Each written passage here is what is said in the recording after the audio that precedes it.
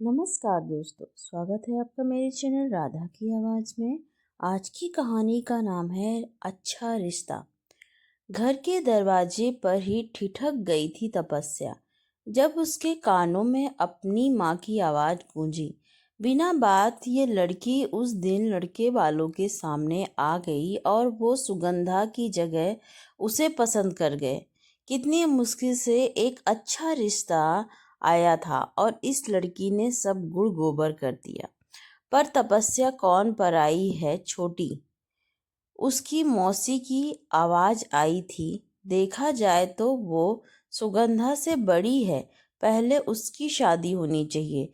तुम इतना गुस्सा क्यों हो? ये नियम कानून मुझे न सिखाओ जीजी। इस तपस्या को मैंने कभी अपना ना समझा। इसको देखते ही मुझे अपनी सौतन की याद आ जाती है और इसके पापा जो इस पर जान छिड़कते थे, खुद तो चले गए, मेरी छाती पर इसे छोड़ गए। लेकिन मत भूलो, उस बेचारी ने शशांक जी के जाने के बाद पूरे घर की जिम्मेदारी अपने कोमल कंधों पर लाद रखी है। फिर ये सब शिकायत क्यों? तभी तपस्या के पैर से ठोकर लगने से कोई गिलास गिरने की आवाज हुई और वो दोनों चौंक कर चुप हो गई। आ गई बेटा, मौसी ने कहा तो तपस्या ने उन्हें प्रणाम किया। गर्मी के दिन थे, झुलसती धूप में खुद को सूरज के कहर से बचाती सिर पर मलमल की चुन्नी लपेटे तपस्या का हलक सूख कर काटा हो रखा था और माँ की ऐसी बातें सुनकर उसे चक्कर ही आ गए थे। गर्मी से कुम्हलाया चेहरा और बदरंग हो उठा जब माँ ने जलती निगाहों से उसे घूरा। अंदर से सुगंधा ने आकर अलग बम फोड़ दिया। माँ, इनसे ही कह दो कि ये ही शादी कर लेगी अमित से। उस दिन उसे लुभाने में कोई कसर नहीं छोड़ी थी। सूखे होठों पर जीभ फेरते तपस्या ने कुछ बोलना चाहा था, पर तभी उसका छोटा भाई परवेश बोला, दीदी मैंने आपसे 4,000 रुपए मांगे थे और आपने सिर्फ 2 ही दिए। इतने कम पैसे में पिकनिक पर कैसे जाऊंगा मैं? कैसे लोग हैं ये सब? ना कोई पानी को पूछता है, ना कोई सहानुभूति रखता है मुझसे। हर एक को शिकायत है मुझसे, जैसे मैंने कोई जुर्म किया हो। पिछले ही वर्ष जब मेरे लिए शादी का प्रस्ताव आया था तो माँ ने यह कहकर कि अभी क्या जल्दी है शादी की, उस रिश्ते से इनकार कर दिया था। और आज सुगंधा के लिए आए लड़के वालों मुझे पसंद कर गए तो लाल पीली हो रखी हैं। माँ, आप उन्हें मना कर दें, अगर वो मेरे लिए कह रहे हैं। अब उन्होंने मुझे पसंद किया तो इसमें मेरी क्या खता? आप ही बताओ मौसी जी। तपस्या ने मौसी जी की तरफ देखते हुए कहा। सही तो कह रही है बेचारी। मौसी ने उसका पक्ष लिया। सब आपको ही यह सही गलत लगती है, बड़ी चालाक है, ये सब आपके सामने भोली बनती रहती है, जैसे उस दिन लड़के वालों के सामने भाग भाग कर सब काम कर रही थी। मैं क्या समझती नहीं कि ये ऐसा क्यों कर रही थी?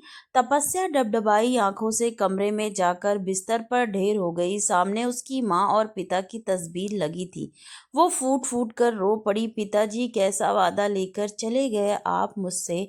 जब ये लोग मुझे अपना ही नहीं समझते तो मैं कब तक इस बोझ भरी जिंदगी को जीती रहूं?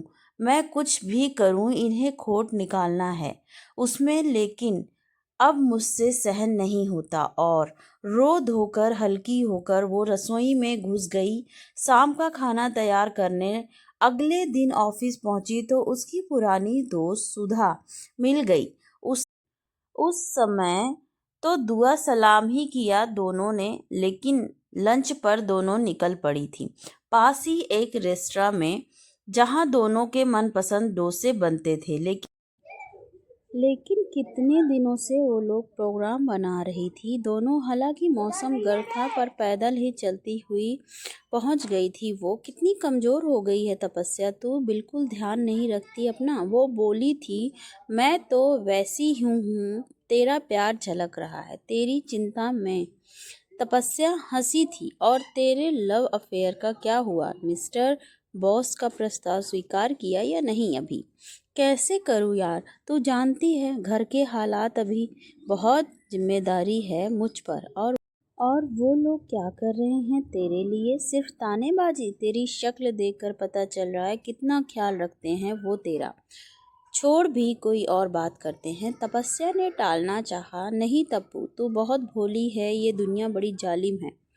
यार तू कहाँ फंस गई इस माया जाल में? वो लोग तेरा बेवकूफ़ बना रहे हैं। कोई नहीं है तो मेरे अपने ही, वो धीमे स्वर में बोली। तेज कदमों से अब वो लौट रही थी अपने ऑफिस की, तभी सुधा बोली, ये गुलमोहर देख रही है सामने, कितने प्यारे लग रहे हैं, लाल लाल मुस्कुराते हुए, जबकि इतनी तेज धूप है कोई भी सुलझ जाए, पर इन्हें ये गर्म थप्पड़े कुछ नहीं कहते।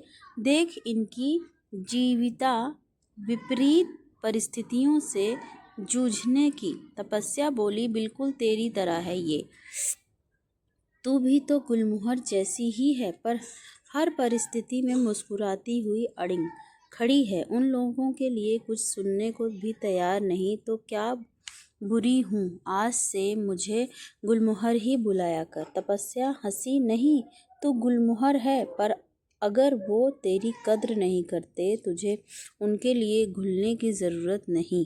तू आज ही मिस्टर बॉस को हाँ कहेगी, तुझे मेरी कसम। लेकिन माँ, सुगंधा और कहीं नहीं भागे जा रहे हैं वो सब, बल्कि तेरी ज़्यादा इज्जत करेंगे। और कह देना अपनी माँ से कि अमित की शादी सुगंधा से करवा दें, अगर करा सकते हैं तो। तू मिस्टर बॉस से शादी कर, उस घर को छोड़ दे, बहुत कर चुकी उनके लिए। परंतु ये क्या नीति संगत होगा? तपस्या हकला रही थी। तू उनकी बेटी है, मानती हूँ तूने अपने पिता को वचन दिया था उन सब का साथ देने के लिए, उनका ध्यान रखने के लिए, पर किसी की गलत बातें सहना भी गलती को बढ़ावा देना ही होता है।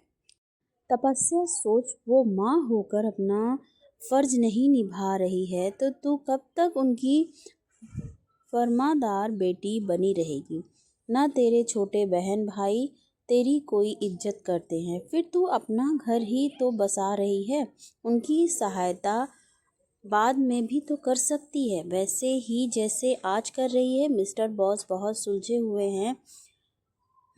तपस्या सोच में पड़ गई। ज़्यादा मत सोच और आज ही ये विचार अपना ले, कल वो भी कहीं हाथ से निकल जाएं। सुनहरे रिश्ते और प्यार करने वाले तकदीर वाले से मिलते हैं, तप्पू देखना, फिर ये घर वाले भी तेरी कद्र करने लगेंगे। सुधा ने समझाया तो तपस्या को उसकी बात में वजन नजर आया।